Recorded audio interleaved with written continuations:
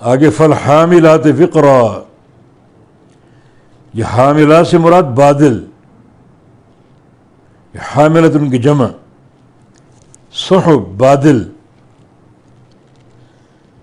اٹھانے والے، وقرن بڑے بوجھ کو، یعنی قسم ان بادلوں کی جو اٹھانے والے ہیں وقر کو، بوجھ کو،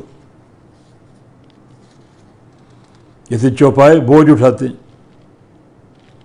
اس طرح بادل بھی بوجھ اٹھاتے ہیں، اور وہ بوجھ تو لاکھوں ٹن، جیسے پانی کی صورت میں بادلوں پر وہ پانی ہوتا ہے، وہ بوجھ لیے اڑتے پھرتے ہیں، اور جہاں اللہ کا امر ہوتا ہے وہاں برستے ہیں، تو لکھوکھا ٹن یہ بوجھ اٹھانے والے. تو یہ بادل، ان کی عظمت، بہت سے لوگوں کی جو معیشت ہے وہ ان برسنے والے بادلوں کے ساتھ قائم ہوتی. ہمارے سندھ میں تھر کا علاقہ، ان کی معیشت کا انحصار بادلوں پر ہے، بارشوں پر ہے. بارش برسے وہ علاقہ شاداب ہو جاتا ہے اور فصلیں تیار ہوتی ہیں، اور بارش نہ برسے تو وہ علاقہ قحط زدہ بن جاتا ہے. پھر غربت اور فقر کا وہاں راج ہوتا ہے.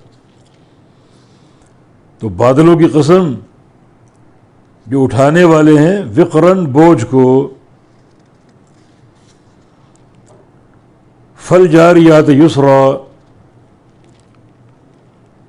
یہ چلنے والے، جاری ہونے والے، مراد جہاز اور کشتیاں جو پانی میں چلتی ہیں.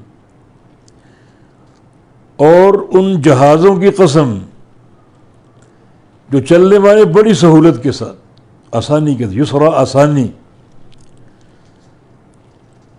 کس پر چلتے ہیں؟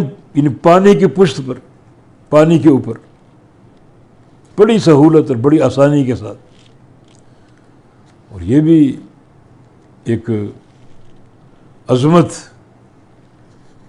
کا نشان ہے اللہ رب العزت کی، کہ پانی کی سطح پر کشتیوں کو، جہازوں کو چلاتا ہے، نہ وہ ڈوبتے ہیں اور نہ لوگوں کا نقصان ہوتا ہے. اور اس سے بڑے لوگوں کے انہیں فوائد وابستہ ہیں، تجارتیں چلتی ہیں، ایکسپورٹ امپورٹ چلتا ہے، اور بعض اوقات جہادی قافلے روانہ ہوتے ہیں، اور کتنے لوگ جو حج کرنے پانی کے جہازوں پر آتے ہیں. تو یہ ایک عظیم اللہ تعالیٰ کی نشانی. تو اللہ تعالیٰ نے ان چلنے والے جہازوں اور کشتیوں کی قسم کھائی، سفینوں کی.